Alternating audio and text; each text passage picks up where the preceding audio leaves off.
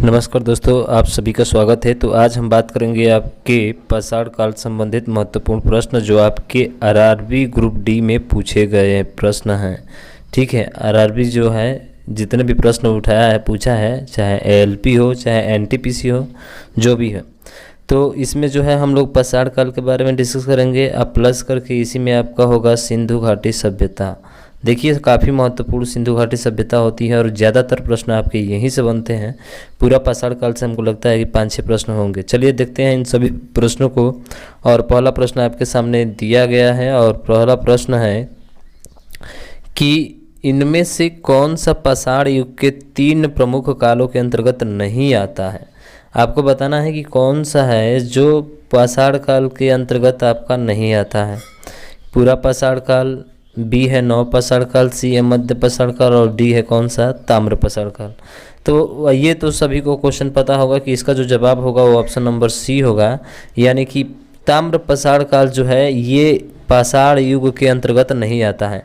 बाकी ये तीनों जो है पाषाण युग के अंतर्गत आते हैं। ठीक, तो हमारा ऑप्शन नंबर सी क्या होगा, राइट आंसर होगा। चलिए बात करते हैं इसके व्याख्या के बारे में। तो व्याख्या आपको दिया गया है नीचे कि पाषाण युग में मनुष्य पत्थर के औजारों का उपयोग करते थे। ठीक है, और पाषाण युग के 3 चरण जो आपको बताए थे, पूरा पाषाण काल, मध्य पाषाण काल और नव पाषाण काल है। उसके बाद से ताम्र पाषाण युग जो है आपका, वो नव पाषाण युग के बाद प्रारंभ हुआ था। किसके बाद, तो नव पाषाण युग के बाद इसका शुरुआत हुआ था, जिसमें से तांबे के औजारों का प्रयोग करने लगा। तांबे के औजारों का उपयोग करने लगा था कौन, मानव। तो मानव जो है पहली बार किस धातु का उपयोग किया था, तो आप ध्यान रखेंगे मानव ने सबसे पहले जो धातु का उपयोग किया था वो धातु कौन सा था आपका, तो वो धातु था आपका तांबा। ध्यान रखेंगे, क्या रखेंगे ध्यान, तांबा। तांबा एक ऐसी धातु थी जो मनुष्य द्वारा सबसे पहले प्रयोग लाया गया था, कब, 5000 ईसा पूर्व में। ठीक, तो व्याख्या से भी आपको कोई प्रश्न मिल गए यहाँ पे, आप इसको ध्यान रखेंगे। अगला देखते हैं प्रश्न, और अगला प्रश्न ये है, क्या है कि भीमबेटका की गुफाओं की खोज कब हुई थी। क्या 1955 से 56, 1954 से 55 या 1957 से 58, 1953 से 54। तो देखिए ये थोड़ा सा कठिन प्रश्न हो जाता है यहाँ पे। और ये बात करते हैं तो ऑप्शन नंबर आपका कौन सा होगा, बी होगा, यानी कि 1957 से 58 में जो है भीमबेटका की गुफाओं की खोज हुई थी। अब इसके बारे में व्याख्या थोड़ा सा देख लेते हैं हम लोग कि व्याख्या आपको भली बात नीचे दिया गया है। क्या है कि भीमबेटका गुफा ये भारत के मध्य प्रदेश में है। तो पहला क्वेश्चन निकलेगा कि भीमबेटका गुफा जो है कहाँ पे है, तो मध्य प्रदेश में है। और मध्य प्रदेश का एक जिला आता है जिसका नाम है रायसेन। क्या है नाम है, रायसेन, यानी मध्य प्रदेश के रायसेन जिले में क्या है, यह स्थित है कौन सा, भीमबेटका की गुफा। उसके बाद बात करें कि ये गुफाओं चारों तरफ से जो है विंध्य पर्वतमालाओं से घिरी हुई है और यह एक पूरा पाषाणी की गुफा आवास है। तो ध्यान रखिएगा, पूरा पाषाणी गुफा आवास कौन सा है, भीमबेटका है। उसके बाद से जिसकी निरंतर मध्य ऐतिहासिक काल तक रही, इसकी खोज डॉक्टर विष्णु श्रीधर वाकड़कर है। ठीक है, कौन है, श्रीधर वाकड़कर। ये आपके जो है इसके क्या है, तो इसके भाई खोज करता है। कौन है, खोज करता है डॉक्टर विष्णु श्रीधर। यही बस याद रखिए, डॉक्टर विष्णु श्रीधर जो है 1957 से 58 में इसकी खोज की थी। और ये भी ध्यान रखिए कि सबसे महत्वपूर्ण एक और लाइन आ जाती है कि वर्ष 2003 में यूनेस्को ने इसे विश्व धरोहर स्थल घोषित किया था। तो भाई भीमबेटका की गुफा जो है बहुत ही महत्वपूर्ण है और इसे विश्व धरोहर स्थल घोषित कब किया गया था, तो 2003 में इसे विश्व धरोहर स्थल में घोषित किया गया था, शामिल किया गया है। कब, तो वर्ष 2003 में। और किस में शामिल किया गया है, तो यूनेस्को ने। ध्यान रखिएगा, ठीक है। बात करें अगले प्रश्न की, और अगला प्रश्न आपके सामने ये रहा, क्या कह रहा है भाई, देखिए भीमबेटका से ही रिलेटेड ये भी है आपका। कह रहा है कि भीमबेटका के शैलाश्रय निम्नलिखित में से किसके लिए प्रसिद्ध हैं। तो देखिए जो शैलाश्रय है वो किसके लिए प्रसिद्ध है, क्या मौर्य वंश के दौरान की गई चित्रकारी के चिन्हों की वजह से है, ठीक है, या फिर मुगलों की मूर्तिकला के चिन्हों की वजह से है, या प्रारंभिक द्रविड़ काल के चिन्हों की वजह से है, या भारतीय उपमहाद्वीप पर मानव जीवन के प्राचीनतम चिन्हों की वजह से है। तो देखिए जो ऑप्शन नंबर डी है यही आपका क्या होगा, राइट आंसर होगा, यानी कि भारतीय उपमहाद्वीप पर मानव जीवन के प्राचीनतम चिन्हों की वजह से है। उपमहाद्वीप आप जानते हैं, भीमबेटका के बारे में अभी बात किए थे कि सर 2003 में इसे जो है यूनेस्को ने विश्व धरोहर स्थल में क्या किया था, शामिल किया था। और ये भीमबेटका आपका कहाँ पे था, तो मध्य प्रदेश के रायसेन जिले में स्थित था। ठीक है, तो आपको दिया गया था। देख लीजिए, इसकी व्याख्या भी देख लीजिए, आपको दिया गया है नीचे। कह रहा है कि मध्य प्रदेश के विंध्य क्षेत्र में भोपाल के दक्षिण पूर्व में रायसेन जिले में अवस्थित भीमबेटका गुफाओं से मानव जीवन के प्राचीनतम चिन्हों के प्रमाण मिले हैं। तो प्राचीनतम चिन्हों के प्रमाण कहाँ से मिले हैं? तो मानव जीवन के प्राचीनतम चिन्हों के प्रमाण मिले हैं भीमबेटका गुफाओं से। ठीक, उसके बाद से आगे बोल रहा है कि यद्यपि यहाँ अधिकांश चित्रकारी मध्य पाषाण काल युग की है, किंतु यहाँ उत्तर पाषाण काल, ताम्र पाषाण काल, प्रारंभिक ऐतिहासिक काल और मध्यकालीन युग के भी चित्र क्या हुए हैं, यहाँ से मिले हुए हैं। तो आप इसको भी ध्यान रखेंगे। ठीक है ना। तो चलिए बात करें अब अगले प्रश्न की। और चौथा प्रश्न आपके सामने ये रहा। क्या कर रहा है कि भारत में पाषाण कालीन शिला चित्रकारी कहाँ पाई जाती है? देखिए, भारत में जो पाषाण कालीन शिला चित्रकारी कहाँ पाई जाती है, तो क्या नालंदा में पाई जाएगी, क्या एलिफेंटा में पाई जाएगी, क्या बाघ की गुफा में पाई जाएगी, या भीमबेटका में? तो अभी शिला चित्रकारी आप पढ़े हैं पीछे भीमबेटका, यानी कि ऑप्शन नंबर कौन सा आपका होगा? तो ऑप्शन नंबर आपका सर बी होगा। कौन सा होगा? बी होगा, यानी भीमबेटका ही आपका राइट आंसर होगा, क्योंकि पीछे हमने अभी पढ़ा है। ठीक है ना। तो देख लीजिए, दिया भी है यहाँ पे आपके व्याख्या में क्या कर रहा है कि भीमबेटका भारत के मध्य प्रदेश प्रांत के रायसेन जिले में है। ये तो कई बार पढ़ लिए। ठीक है, और जहाँ पर पाषाण कालीन शिला चित्रकारी पाई जाती है, तो कहाँ पाई जाती है? भीमबेटका। ध्यान रखेंगे, बहुत ही महत्वपूर्ण और बार बार एग्जाम में पूछने वाला प्रश्न है। ठीक है। अगला देखिए प्रश्न कि निम्नलिखित में से कौन सा मानव गतिविधियों एवं सभ्यता के प्राक ऐतिहासिक काल का सही कालानुक्रम है? तो अभी अभी पढ़ा था पीछे आपने, क्या सर? पूरा पाषाण काल, उसके बाद से मध्य पाषाण काल, उसके बाद से नव पाषाण काल। तो आपका पहला ही ऑप्शन क्या हो जाएगा? सही हो जाएगा, क्योंकि जो पहले हम पढ़े थे ठीक वही आपका यहाँ पे दिया गया है। तो इसके अकॉर्डिंग अगर देखा जाए तो हमारा ऑप्शन नंबर यही सही हो जाएगा, हमें आगे जाने की ज़रूरत नहीं है। अब देख लीजिए, यहाँ पे इसका भी व्याख्या आपको दिया गया है। क्या है कि प्रागैतिहासिक काल से तात्पर्य इतिहास के उस युग से है जब मानव ने लिपि अथवा लेखन का विकास नहीं हुआ था। यानी प्राक ऐतिहासिक का मतलब होता है कि जहाँ लिखने की कला नहीं थी, समझ रहे हैं ना? जहाँ लिखने की कला नहीं थी, जब लिखने की कला नहीं होगी तो पढ़ने की भी कला नहीं होगी। ठीक है, तो उसका जीवन पत्थरों से इर्द गिर्द सीमित था, इसलिए उसे पाषाण काल भी कहते हैं। और इस पाषाण काल अथवा प्रागैतिहासिक काल को हम लोग जो है 3 भागों में बांट कर देखा जा सकता है, जिसमें पूरा पाषाण काल, मध्य पाषाण काल और नव पाषाण काल है। अब देख लीजिए, थोड़ा सा प्राचीन भारत का इतिहास देख लेते हैं कि प्रागैतिहासिक काल का मतलब क्या होता है सर? जिसमें लिखित साक्ष्य उपलब्ध नहीं है और पुरातात्विक साक्ष्य भी क्या है? उपलब्ध है। ठीक है, उसके बाद से और दिया गया है कि उदाहरण, पाषाण काल के उदाहरण आपको दिए गए नीचे दिए गए हैं। तो पहले ऊपर वाला देख लीजिए। और आगे ऐतिहासिक काल का मतलब होता है जिसका लिखित साक्ष्य है, उपलब्ध है, लेकिन लिपि गूढ़ एवं अपठनीय है, जिससे लिपि को पढ़ा नहीं गया है। इसमें दोनों जो है आपका नहीं पढ़ा गया है, न लिखा गया, न पढ़ा गया है। इसमें लिखा गया है लेकिन आपका पढ़ा नहीं गया है। और ऐतिहासिक काल आप जानते हैं कि पुरातात्विक एवं साहित्य साक्ष्यों के आधार पर निर्धारण इसका किया गया है। अब देख लीजिए, इसके एग्जाम्पल वाला देख सकते हैं आप। पूरा पाषाण काल जो है, समय अवधि की बात करते हैं, ये पूछा जाता है आपसे 5 लाख ईसा पूर्व से 10,000 ईसा पूर्व तक। अगर मध्य पाषाण काल की बात करते हैं तो 9,000 ईसा पूर्व से 4,000 ईसा पूर्व तक। नव पाषाण काल की बात करते हैं तो ये है जो आपका 7,000 ईसा पूर्व से 1,000 ईसा पूर्व तक है।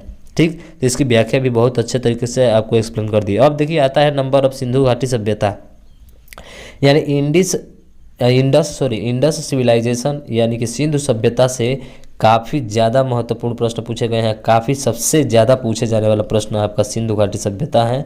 आप इसको भाई अच्छे तरीके से पढ़ लीजिएगा, बेहतरीन तरीके से। क्लियर है, आपका क्वेश्चन यहाँ से जरूर फंसता है। ठीक है, अब देखिए पहला ही प्रश्न आपके सामने कितना बेहतरीन दिया है कि धौलावीरा राज्य में स्थित है। क्या गुजरात में स्थित है, राजस्थान में है, झारखंड में या छत्तीसगढ़ में है? तो देखिए, जो धौलावीरा है वो आपका स्थित है कहाँ पे? तो सर वो है आपका गुजरात में। कहाँ पे है? अब गुजरात में है। जो कच्छ जानते हैं ना, गुजरात का कच्छ आप जानते ही हैं। तो सर गुजरात के कच्छ जिला जो है आपका, तो उसी में जो है आपका वहाँ पे जो है स्थित है। तो चलिए इसका व्याख्या के बारे में बात कर लेते हैं। और व्याख्या आपको दिया गया है सामने। ठीक है, व्याख्या भी आपको सामने दिया गया है। देखिए व्याख्या इसका, ठीक, इसका व्याख्या आपको दिया गया है। सिंधु घाटी सभ्यता का ये रहा आपका पहला प्रश्न, गुजरात था आंसर हमारा। ठीक है, उसके बाद से आगे बात करें तो अगला जो है आपका ये है कि धौलावीरा गुजरात के कच्छ जिले के भचाऊ तालुका में स्थित पुरातात्विक स्थल है। अभी बताया था ना कि धौलावीरा कहाँ है? गुजरात के कच्छ जिले के भचाऊ तालुका में स्थित है और पुरातात्विक स्थल है। और इस स्थल की खोज 1968 में जगपति जोशी द्वारा की गई थी। ध्यान रखिएगा, इसकी खोज अगर पूछ ले धौलावीरा की खोज किसने किया था तो जगपति जोशी द्वारा की गई थी और 1968 में। कब? 1968 में, आप इसको ध्यान रखेंगे। और यहाँ पाए गए कलाकृतियों में टेराकोटा, ध्यान रखेंगे, टेराकोटा मिट्टी के बर्तन काफ़ी पूछा जाता है, मोती, सोने एवं तांबे के गहने, जानवरों की मूर्तियाँ, उपकरण, कलश इत्यादि जो है जुलाई 2021 में यूनेस्को ने धौलावीरा को भारत के 40वें विश्व धरोहर स्थल के रूप में घोषित किया है।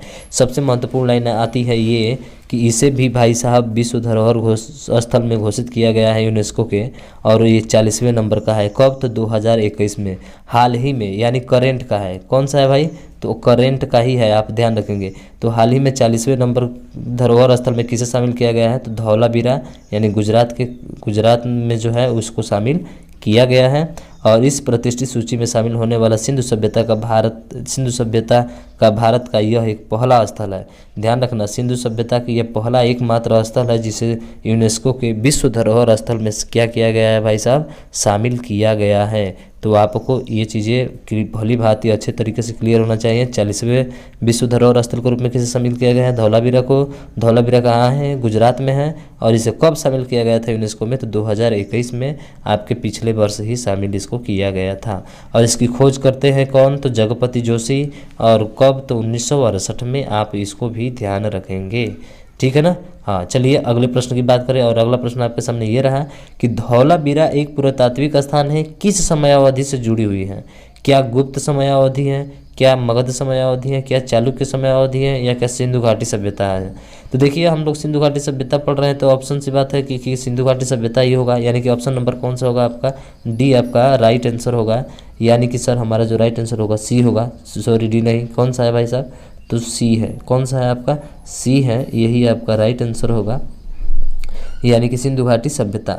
अब आप ऊपर देख ही लिए हैं व्याख्या, इसका अच्छे तरीके से आप देख लिया। चलिए आगे बात करें प्रश्न की। और ये प्रश्न है कि मोहनजोदड़ो में पाया गया विशाल स्नानागार एक विशाल था, क्या वृत्ताकार था, बेलनाकार था, आयताकार था, या त्रिभुजाकार था? तो देखिए, जो विशाल स्नानागार है, सबसे पहले यही प्रश्न पूछता है कि विशाल स्नानागार का उल्लेख किस में है?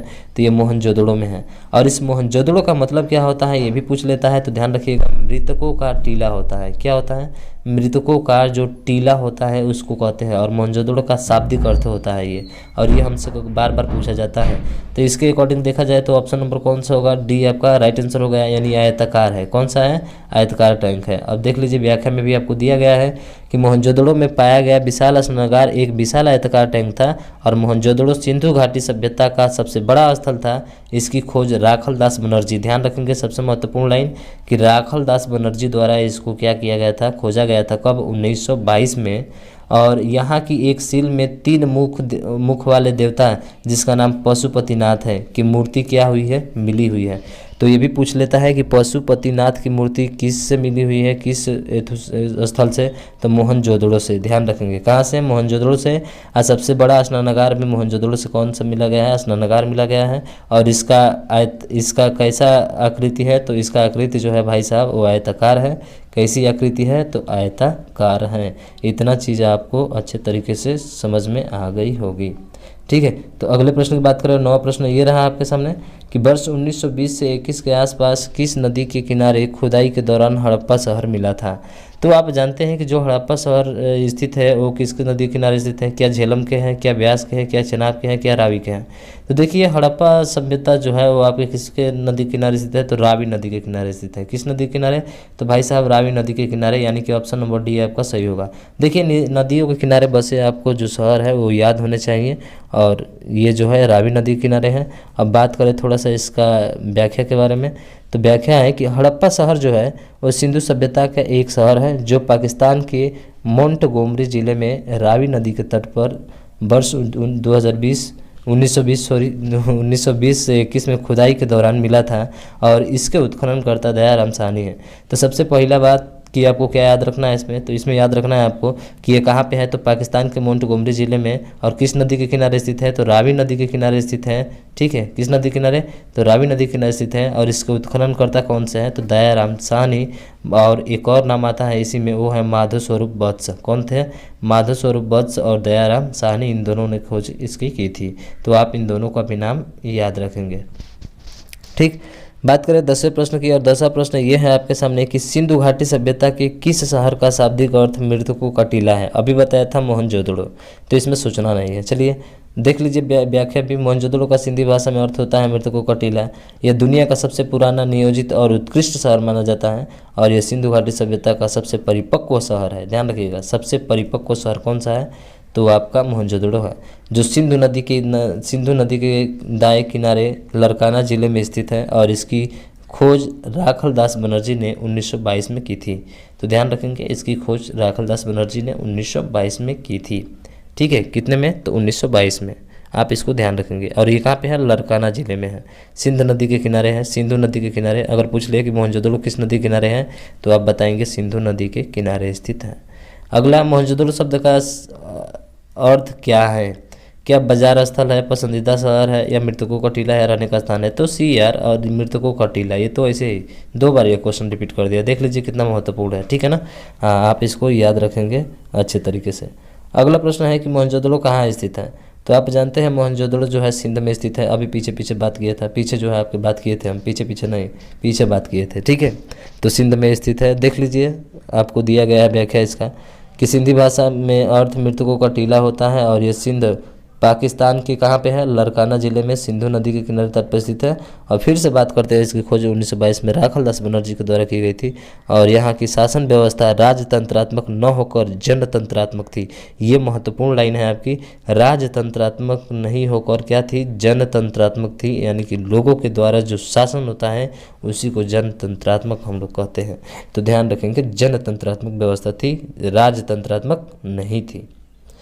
अगला है 13वां प्रश्न कि हड़प्पा सभ्यता का कौन सा शहर विशिष्ट रूप से मनके बनाना, सीप काटना, धातु की वस्तुएं बनाना, मुहर बनाना, तराजू का निर्माण करना आदि कार्यों के सहित शिल्पी उत्पादन के लिए समर्पित था।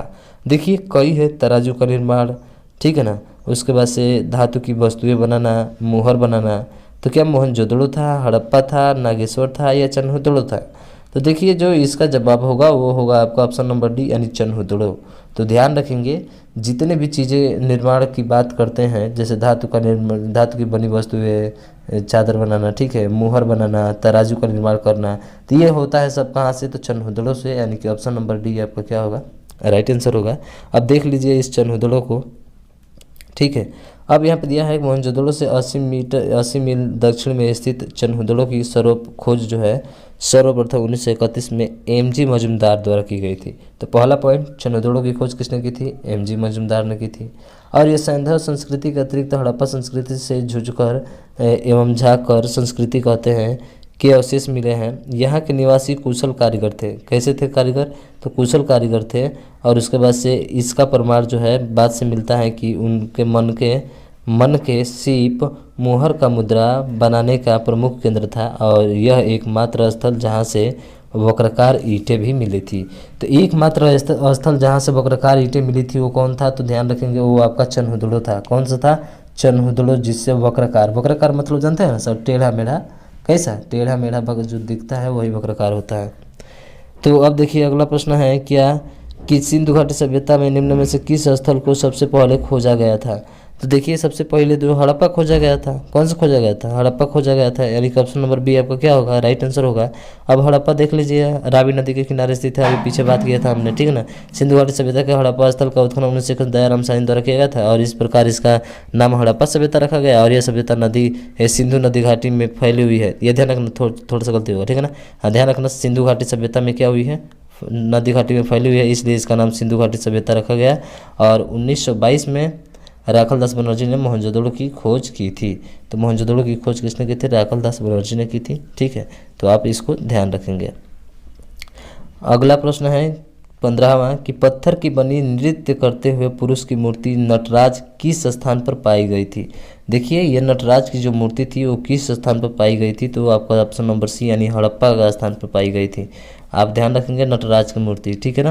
हाँ, कहाँ पाई गई थी, तो हड़प्पा में पाई गई थी। अब देख लीजिए नटराज की मूर्ति के बारे में कि हड़प्पा से प्राप्त पुरुष नर्तक, एक पुरुष नर्तक थे जो नाचते हुए दिखाया गया है उसमें धड़ चूना पत्थर से बना हुआ है और वह दाहिने पैर के बल खड़ा है और बायां पैर नृत्य की मुद्रा में ऊंचा उठा है एवं मूर्ति को नटराज के आदि के रूप में घोतक माना गया है। इसकी ऊंचाई 7 से 8 इंची है। कितनी है? 7 से 8 इंची है। तो आप बस यही याद रखिए कि नटराज की मूर्ति कहाँ है, तो हड़प्पा में है। कहाँ पे है भाई साहब, तो ध्यान रखेंगे वो हड़प्पा में स्थित है, यानी कि ऑप्शन नंबर सी क्या होगा आपका राइट आंसर होगा। चलिए अगले प्रश्न की बात करें और अगला प्रश्न आपके सामने ये रहा कि इनमें से कौन सा हड़प्पा स्थल गुजरात में पाया जाता है। बाला थल है, धौलावीरा है, या मांडा है, या खड़िया है। तो देखिए इसका जो ऑप्शन होगा सी यानी कि धौलावीरा। धौलावीरा जो है अभी बात किए थे पीछे, कहाँ पाया जाता है, गुजरात में पाया जाता है।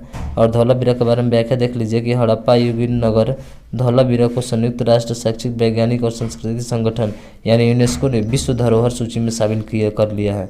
तो ध्यान रखना विश्व धरोहर सूची में शामिल कर लिया है किसे, धौलावीरा को। और यह गुजरात के रण ऑफ कच्छ में खादिर बेट द्वीप पर स्थित है। किस द्वीप पर स्थित है, खादिर बेट द्वीप पर स्थित है। और यह वैश्विक धरोहर की सूची में जगह बनाने वाला गुजरात का चौथा जबकि भारत का 40वां स्थल। इसकी खोज 1968 में पुरातत्ववेत्ता जगपति जोशी ने की थी। अभी हमने बात किया था जगपति जोशी के बारे में, तो इन्होंने ही जो है इसकी खोज की थी। ठीक है, चलिए अगले प्रश्न की बात करते हैं और अगला प्रश्न आपके सामने ये रहा। क्या है प्रश्न कि निम्नलिखित में से कौन सा स्थल सिंधु घाटी सभ्यता का हिस्सा नहीं था। क्या लोथल, क्या मोहनजोदड़ो था, हड़प्पा था, उरुक था, या लोथल था। ठीक है, तो देखिए इसका ऑप्शन कौन सा होगा, तो देख लेते हैं। इसका ऑप्शन डी होगा। कैसे भी आप डी के बारे में जानते नहीं है, ठीक है ना। उरुक क्या है ये नहीं पता है, मोहनजोदड़ो को तो पता ही है, लोथल पता है, हड़प्पा पता है कि ये तीनों है आपके, लेकिन ये जो डी है ये आपका नहीं है। और यही पूछा है कि कौन सा हिस्सा नहीं है, तो आपका ऑप्शन नंबर डी होगा राइट आंसर।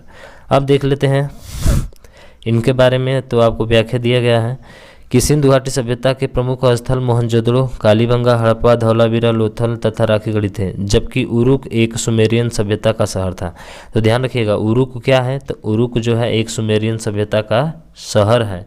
और सिंधु सभ्यता या हड़प्पा के प्रारंभिक स्थल सिंधु नदी के आसपास केंद्रित था, अतः इसे सिंधु सभ्यता कहा गया। भारतीय उपमहाद्वीप में यह प्रथम नगरीय क्रांति की अवस्था को दर्शाता है।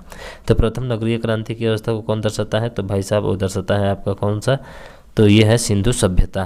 ठीक, बात करें अगले प्रश्न की और अगला प्रश्न आपके सामने ये रहा कि सिंधु सभ्यता के इनमें से किन स्थलों में जलाशयों के साक्ष्य मिले हैं।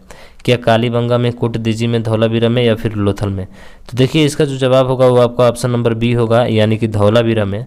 तो सिंधु सभ्यता के इनमें से किन स्थलों को जलाशयों के साक्ष्य मिले हैं, तो जलाशयों के साक्ष्य मिले हैं आपके कौन से, धौलावीरा में मिले हैं।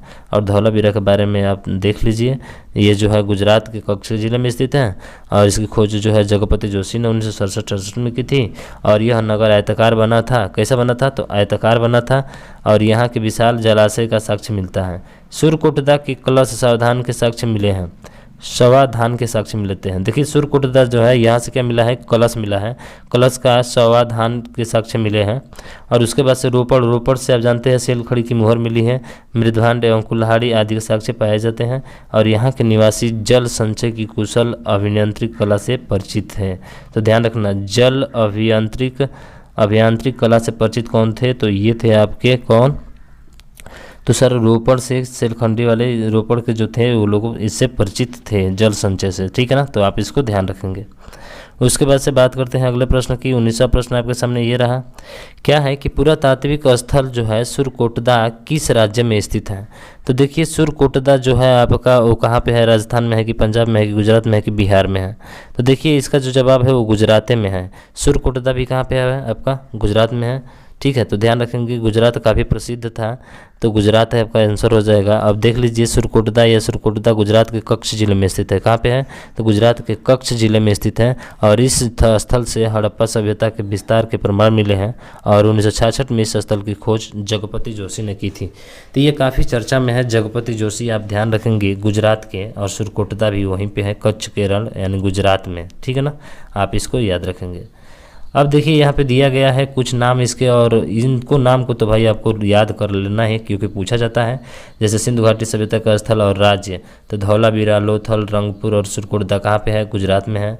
आलमगीरपुर उत्तर प्रदेश में है। कालीबंगा राजस्थान में है। मांडा जम्मू कश्मीर में है। दैमाबाद महाराष्ट्र में है, और रोपड़ पंजाब में है। तो आपको ये चीज़ें याद होनी चाहिए अच्छे तरीके से, अगर याद करते हैं तो फिर आपको आसानी हो जाएगा कोई भी चीज़ बताने में, कौन सा शहर कहाँ पे स्थित है। ठीक, तो धौलावीरा, लोथल, रंगपुर, सुरकोटदा गुजरात में, सबसे महत्वपूर्ण गुजरात वाला है आपका।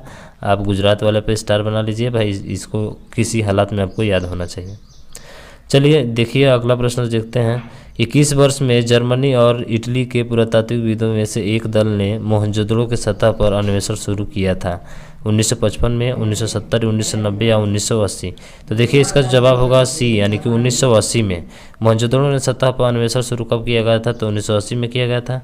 अब इसकी व्याख्या के बारे में देख सकते हैं। व्याख्या है कि वर्ष 1980 में जर्मन और इटली, यानी जिसको इतावली बोलते थे, कि पुरातत्वविदों में संयुक्त टीम ने मोहनजोदड़ो में सतह अन्वेषण को प्रारंभ किया था, और 1986 में अमेरिकी दल द्वारा हड़प्पा में उत्खनन प्रारंभ किए गए, और 1900 ईस्वी में आर.एस. बिष्ट ने धौलावीरा में उत्खननों के प्रारंभ किया। तो आर.एस. बिष्ट ने जो है क्या किया था, इसका धौलावीरा में उत्खननों का प्रारंभ किसने किया था? तो ध्यान रखेंगे एक नाम आर.एस. बिष्ट। कौन? आर.एस. बिष्ट को आप याद रखेंगे। ठीक, चलिए अगले प्रश्न की बात करें, और 21वां प्रश्न ये रहा कि हड़प्पा सभ्यता की मोहरों पर निम्नलिखित में से कौन सा पशु अक्सर देखा जाता था? क्या शेर देखा जाता था, हिरन, बैल या लोमड़ी? तो देखिए जो देखा जाता था सबसे ज़्यादा वो बैल ही देखा जाता था। ठीक है, हड़प्पा सभ्यता की मोहरों की जो थी उनमें से जो चित्र था उस पर किसका था? पशु में बैल का था। अब बात करते हैं, नीचे दिया गया है कि हड़प्पा सभ्यता में पाई गई मुहरें आयताकार, गोलाकार, वर्गाकार एवं बेलनाकार थी। इन मुहरों पर हाथी, गैंडा, बाघ, बकरी, बैल जैसे पशुओं की आकृतियाँ विद्यमान थी। तो ध्यान रखिएगा इनमें से कोई भी आएगा तो आपको सही हो जाएगा। ठीक है, हाँ, उसके बाद से कह रहे हैं कि थी उल्लेखनीय है कि हड़प्पा सभ्यता की मुहरें मध्य एशिया के उमा और उर शहरों में तथा उनके साक्ष्य मोहनजोदड़ो, लोथल तथा कालीबंगा से भी मिली है। कहाँ से मिली है? लोथल तथा कालीबंगा से भी मिली है, जिससे इनके व्यापारिक क्रियाकलापों का क्या होता है? बोध होता है। ठीक, अगले प्रश्न की बात करें। 22वां प्रश्न आपके सामने ये रहा, क्या है कि निम्नलिखित में से कौन सा हड़प्पा स्थल शिल्प कलाओं के उत्पादन से संबंधित नहीं है? बालाकोट, चन्हुदड़ो, मांडा या नागेश्वर? तो देखिए इसमें जो होगा आपका मांडा होगा। कौन सा होगा? मांडा, यानी कि ऑप्शन नंबर बी आपका होगा। यानी कि हड़प्पा स्थल शिल्प कलाओं के उत्पादन से संबंधित नहीं है, तो वो है आपका मांडा। अब देख लीजिए मांडा कहाँ पे है? तो जम्मू कश्मीर में है भाई साहब। कहाँ पे है? तो जम्मू कश्मीर में है। तो जम्मू कश्मीर में चिनाब नदी के दाएं तट पर स्थित सिंधु सभ्यता का मांडा स्थल शिल्प कलाओं से उत्पादन से संबंधित नहीं है, जबकि बालाकोट से बहुतायत में सीप की बनी चूड़ियों के टुकड़े प्राप्त हुए हैं तथा चन्हुदड़ो से वक्राकार ईंटें प्राप्त हुई हैं, और नागेश्वर से शंख से बनी वस्तुएं, चूड़ियाँ, करछियाँ, ठीक है, तथा पच्चीकारी की वस्तुएं प्राप्त हुई है। लेकिन आपके कहाँ से नहीं हुई है? तो वो आपके जो है मांडा से, यानी कि जम्मू कश्मीर के मांडा से नहीं प्राप्त हुई है। ठीक, उसके बाद से अगला प्रश्न है कि 1944 में भारतीय पुरातत्व सर्वेक्षण के महानिदेशक के रूप में किसने जो है पदभार संभाला और हड़प्पा की खुदाई का जिम्मा लिया? क्या उदयराम साहनी थे, क्या जॉन मार्शल थे, राखल दास बनर्जी थे या रेम व्हीलर थे? तो आप जानते हैं राखल दास बनर्जी पर जाएंगे, लेकिन आपका ये ऑप्शन क्या होगा? गलत होगा। और इसका जो ऑप्शन होगा वो कौन सा होगा? ऑप्शन नंबर डी, यानी कि रोम, जिसको रेम बोलते हैं, रेम व्हीलर, इन्हीं को जो है संभाला गया था पदभार। ठीक है, अब देख लीजिए व्याख्या इसका कि sir Robert Eric Martin Wheeler, Robert Eric Martin Wheeler पूरा नाम है, और ने 1944 में भारतीय पुरातत्व सर्वेक्षण को महानिदेशक प्रभार संभाला और हड़प्पा की खुदाई का जिम्मा लिया। तो किसने लिया था? रोम, यानी रेम मैंने। ठीक है, हाँ, उसके बाद से भारतीय पुरातत्व सर्वेक्षण का प्रमुख कार्य जो है राष्ट्रीय महत्व के प्राचीन स्मारक तथा पुरातात्विक स्थलों और विशेषों का रख रखाव करना है। और देख सकते हैं कि यह संस्कृति मंत्रालय का अधीन है। किस मंत्रालय का अधीन, ये ध्यान रखेंगे, संस्कृति मंत्रालय का अधीन। और वर्तमान में भारतीय पुरातत्व सर्वेक्षण के महानिदेशक कौन है, तो बी विद्यावती है। तो ध्यान रखना ये सबसे महत्वपूर्ण यहाँ पर लाइन कि अगर पूछ ले कि वर्तमान में भारतीय पुरातत्व सर्वेक्षण के महानिदेशक कौन है, तो बी विद्यावती है। भारतीय पुरातत्व सर्वेक्षण के महानिदेशक कौन है, तो बी विद्यावती आपकी हैं, आप इनको याद रखेंगे, इनका नाम, ठीक है ना। चलिए 24वां प्रश्न आपके सामने दिया गया है, क्या है कि प्रसिद्ध सिंधु घाटी से स्थल मोहनजोदड़ो की पहली बार खुदाई किस प्रख्यात भारतीय पुरातात्विकविद द्वारा की गई थी। क्या एस.आर. राव द्वारा की गई थी, बी.वी. लाल द्वारा की गई थी, आर.डी. बनर्जी द्वारा या दयाराम साहनी द्वारा। तो सबसे पहले बात करते हैं तो ऑप्शन नंबर आपका सी होगा, आर.डी. बनर्जी द्वारा। तो ध्यान रखेंगे सबसे पहले आर.डी. बनर्जी द्वारा किया गया था। आप देख सकते हैं व्याख्या अगर की बात किया जाए यहाँ पे, तो मोहनजोदड़ो का शाब्दिक अर्थ मृत्यु को टीले, सबको पता है भाई साहब, लरकाना जिले में स्थित हैं और राखलदास बनर्जी 1922 में किया था, ठीक है। और बात करें तो सबसे महत्वपूर्ण विशाल स्नानागार कहाँ पाया जाता है, तो वही मोहनजोदड़ो में पाया जाता है। और यह लंबाई पूछा जाए तो इसकी लंबाई 11.8 मीटर, लंबाई जो है इसका 7.01 मीटर चौड़ा तथा 2.34 मीटर क्या है, गहरा है। तो मोहनजोदड़ो के बारे में बात हो रही है, तो मोहनजोदड़ो के बारे में और देख लीजिए, क्या है कि इमारत विशालानगार है जो 45.71 मीटर लंबा और 15.23 मीटर चौड़ा भी है। और यहाँ से प्राप्त अन्य अवशेषों के कांस्य के नृत्य करती नारी की मूर्ति मिली है, योगी की मूर्ति मिली है, मुद्रा पर अंकित पशुपतिनाथ यानी शिव का मूर्ति मिला है, और घोड़े के दंत इत्यादि जो है यहाँ से मिले हुए हैं। आपको इन चीज़ों को विशेष तौर से ध्यान रखना होगा। चलिए 25वां प्रश्न आपके सामने है कि सिंधु घाटी सभ्यता, और यहाँ पर रिक्त स्थान दिया है, वर्ष पुरानी है और दक्षिण में गंगा घाटी के निचले क्षेत्र व उत्तर में मालवा तक फैली हुई थी। तो कितनी वर्ष पुरानी है, क्या 1000, 5000, 8000 या 3000। तो यहाँ से देखेंगे तो आपका जो ऑप्शन नंबर डी होगा वही आपका राइट आंसर होगा, यानी कि ऑप्शन नंबर सी होगा, सी, यानी कि 3000 ईसा पूर्व। क्यों होगा देख लीजिए आप इसकी व्याख्या। कह रहे कि सिंधु घाटी सभ्यता को हड़प्पा सभ्यता भी कहा जाता है, और इस सभ्यता का नामकरण हड़प्पा नामक स्थल जहां संस्कृति पहली बार खोजी गई थी के नाम पर किया गया। और यह स्थल रावी नदी के तट पर स्थित है, और इसकी खोज 1921 में दयाराम साहनी एवं माधवस्वरूप वत्स द्वारा की गई थी। किसके द्वारा, दयाराम साहनी और माधवस्वरूप वत्स द्वारा। और इस हड़प्पा स्थल की वर्तमान भौगोलिक स्थिति पाकिस्तान का मोंटगोमरी जिला है। इसका काल निर्धारण निम्न है, आप देख सकते हैं काल निर्धारण। तो काल निर्धारण आपका दिया गया है यहाँ पे, क्या है कि एनसीईआरटी के अनुसार देखा जाए तो 2600 से 1900 ईसा पूर्व के बीच परिपक्व हड़प्पा संस्कृति एवं अस्तित्व मोटे तौर पर देखा जाए तो 2500 ईसा से पूर्व 1900 ईसा पूर्व तक ईसा पूर्व के बीच रहा, ठीक।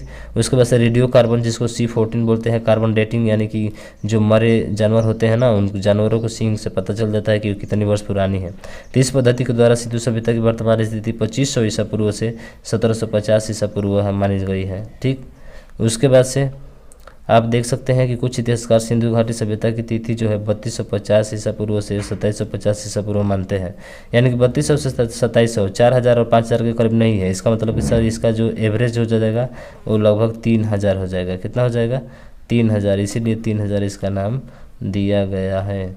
इसीलिए इसका नाम क्या दिया गया भाई साहब, 3000 दिया गया है, ठीक। चलिए अगले प्रश्न की बात करें, और अगला प्रश्न ये है कि खाली स्थान दिया गया है का विकास 5000 BCE से मालवा के दक्षिण की ओर एवं उत्तर की ओर गंगा घाटी के पूरे तलहटी क्षेत्र में हुआ है। कौन सा, सिंधु घाटी सभ्यता, आर्य साम्राज्य, मगध साम्राज्य या मौर्य साम्राज्य। तो ये होगा जवाब आपका सिंधु घाटी सभ्यता से पढ़ रहे हैं तो यही होगा, यानी कि ऑप्शन नंबर ए आपका राइट आंसर होगा। अब देख लीजिए दिया है कि सिंधु घाटी सभ्यता का विकास 5000 ईसा पूर्व में मालवा के दक्षिण की ओर एवं उत्तर की ओर गंगा घाटी के तलहटी क्षेत्र में हुआ था। 27वां प्रश्न है, 27वां प्रश्न क्या है कि हड़प्पा सभ्यता 2500 BC के आसपास विकास किया था। आज इन्हें हम क्या कहते हैं, पाकिस्तान और अफगानिस्तान, पाकिस्तान पश्चिमी भारत और पाकिस्तान, अफगानिस्तान और पश्चिमी भारत, भारत और चीन। तो देखिए पश्चिमी भारत और पाकिस्तान हो जाएगा, कौन होगा, पश्चिमी भारत और पाकिस्तान। अब देखिए इसकी व्याख्या, तो व्याख्या दिया गया है कि हड़प्पा सभ्यता 2500 BC के आसपास विकसित हुई थी, और इस सभ्यता का विस्तार जो है पश्चिमी भारत में, पाकिस्तान में हड़प्पा रावी की नदी के तट पर पाकिस्तान के मोंटगोमरी जिले में स्थित है और इसकी खोज दयाराम साहनी और माधवेश्वर बसु द्वारा की गई थी। तो ये बहुत पहले से पढ़ते आ रहे हैं, ठीक है ना। भारत का इतिहास सिंधु घाटी सभ्यता के जन्म के शुरू होता है, जो लगभग है, तो आपको अभी पता है कितना है, तो वो है आपका 2500 ईसा पूर्व। कौन सा है? 2500। यानी भारत का इतिहास सिंधु घाटी सभ्यता का जन्म से शुरू है, तो वो आपको 2500 ईसा पूर्व से शुरू है, ठीक। उसके बाद से बात करें अगले प्रश्न की, 29वां प्रश्न आपके सामने ये रहा। क्या कह रहा है कि सिंधु घाटी सभ्यता की सबसे महत्वपूर्ण विशेषता क्या थी? वस्तु विनिमय प्रणाली, स्थानीय परिवहन प्रणाली, या ईंट के बने भवन, या प्रशासनिक प्रणाली। तो यहाँ पे तो थी ईंट के भवन की प्रणाली थी, ठीक है। तो ईंट के जो भवन थे, यानी ऑप्शन नंबर सी आपका राइट आंसर हो जाएगा। अब देखिए ईंट के भवन में क्या रखना है कि ईंट की जो निश्चित लंबाई होती है 4:2:1 होती है। ये मोस्ट इंपॉर्टेंट है, आप इसको याद रखेंगे, ठीक है। हाँ, तो आप इसको बस याद रखेंगे, बस यही चीज़ आपका था इसमें। तीसरा प्रश्न की बात करें तो सिंधु घाटी सभ्यता है, तो आप जानते हैं सिंधु घाटी सभ्यता लौह युगीन सभ्यता है कि कांस्य युगीन सभ्यता है कि अक्षय युगीन सभ्यता है कि ताम्र युगीन सभ्यता है। तो ये ऑप्शन डी आपका राइट आंसर होगा। यानी कि जो सिंधु घाटी सभ्यता है वो कैसी सभ्यता है? तो आपकी कांस्य युगीन सभ्यता है, ठीक। अब देख लीजिए कांस्य युगीन सभ्यता के बारे में इसकी व्याख्या दिया गया है कि सिंधु घाटी सभ्यता को कांस्य युगीन सभ्यता भी कहा जाता है और इस सभ्यता में पहली बार कांस्य धातु का प्रयोग किया गया था। तांबे और टीन का मिश्रण था। तो ध्यान रखना किसका मिश्रण था? तांबे और टीन। तांबे और टीन को मिला देंगे तो क्या बनेगा भाई साहब? कांसा बनेगा। तो याद रखिएगा कांस्य का मिश्र धातु कौन कौन सा है? तांबा और टीन है, और सबसे पहले ये मिश्र धातु खोजी गई थी। फिर सिंधु सभ्यता के 1400 केंद्रों को खोजा जा चुका है। कितने 1400 केंद्रों को खोजा गया, जिसमें 925 केंद्र भारत में है, और यह सिंधु सभ्यता के ये सभ्यता और उसकी सहायक नदियों के आसपास विस्तृत थी। 31वां प्रश्न की बात करें तो 31वां प्रश्न है कि सिंधु सभ्यता के लोग बनाने के लिए तांबे और टीन को मिश्र धातु कहते थे। तो भाई वही अभी जो पढ़े थे कांसा था, ठीक है ना। तो पूछा गया है, ध्यान रखना। 32वां प्रश्न है कि निम्नलिखित में से कौन सा सिंधु घाटी सभ्यता का महत्वपूर्ण स्थल नहीं है? कालीबंगा, मोहनजोदड़ो, हड़प्पा और आजमगढ़। तो आजमगढ़ नहीं है, ये कालीबंगा, मोहनजोदड़ो और हड़प्पा तीनों आपके हैं। तो यानी कि ऑप्शन नंबर आपका डी होगा। तो सिंधु सभ्यता का सिंधु सभ्यता नगरीय सभ्यता थी। अब देखना सिंधु सभ्यता पूछता है कैसी थी, तो नगरीय सभ्यता थी।